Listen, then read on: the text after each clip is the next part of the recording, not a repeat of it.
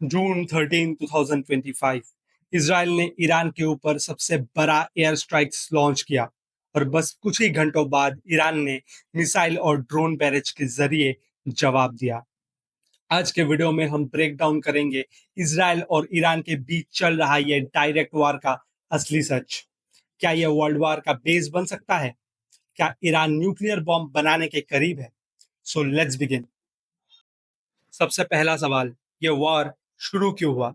Israel और Iran के बीच hostility कोई नया बात नहीं है, लेकिन अब तक दोनों कंट्रीज मोस्टली प्रॉक्सी वार के थ्रू लड़ रहे थे, सीरिया, लेबनान, इराक, गाजा के जरिए। लेकिन अब सिचुएशन कंप्लीटली बदल चुका है। इसराइल का कंसर्न है ईरान का न्यूक्लियर प्रोग्राम, और ये कंसर्न तब और बढ़ गया जब आईएईए ने कंफर्म किया कि ईरान के पास 408 केजी यूरेनियम है, 60% एनरिचमेंट के साथ। ये इतना ज्यादा है कि अगर 90% तक एनरिच करे तो 8 to 10 न्यूक्लियर बॉम्ब्स बन सकते हैं। यही वजह बना प्रीएम्प्टिव स्ट्राइक का जस्टिफिकेशन। इसराइल ने सरप्राइज एरियल कैंपेन लॉन्च किया जिसका नाम रखा गया operation rising lion. The strikes specially targeted the following: Natanz and Fordo nuclear facilities, ballistic missile production plants, IRGC top commanders, air defense systems. Reports के मुताबिक around 78 Iranians killed, including senior IRGC generals Hossein Salami and Mohammad Bagheri. Iran ने इसका respond किया।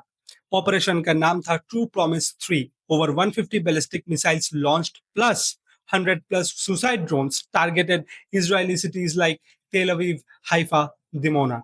Israel के iron डोम और arrow defence systems ने majority intercept कर लिया। स्टिल 22 सिविलियंस इंजर्ड और काफी इंफ्रास्ट्रक्चर डैमेज रिपोर्ट हुआ। और कुछ रिपोर्ट्स के मुताबिक तो ये भी सुनने में आ रहा है कि आयरन डोम भी कुछ हद तक डैमेज हो चुका है। ये रीजनल नहीं बल्कि अब एक जियोपॉलिटिकल फ्लैश पॉइंट बन चुका है।